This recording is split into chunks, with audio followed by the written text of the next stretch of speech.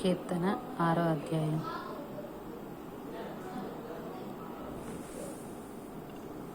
యెహోవా, నీ కోపము చేత నన్ను గద్దింపకము, నీ ఉగ్రతతో నన్ను శిక్షింపకము.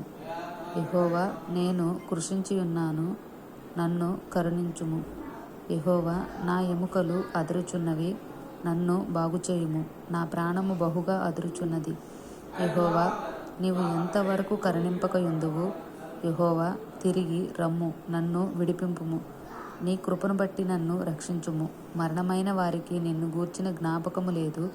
పాతాళంలో ఎవరు నీకు కృతజ్ఞతాస్తుతులు చెల్లించుదురు? నేను మూలుగుచూ అలసియున్నాను. ప్రతి రాత్రియు కన్నీరు విడుచుచు నా పరుపు తేలజేయుచున్నాను. నా కన్నీళ్ల చేత నా పడక కొట్టుకొని పోవుచున్నది.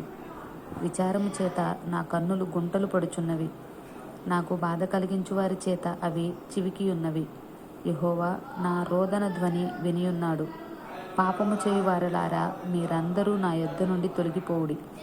యెహోవా నా విన్నపము ఆలకించియున్నాడు. యెహోవా నా ప్రార్థన అంగీకరించును. నా శత్రువులందరూ సిగ్గుపడి బహుగా అదురుచున్నారు. వారు ఆకస్మికముగా సిగ్గుపడి వెనుకకు మళ్ళుదురు.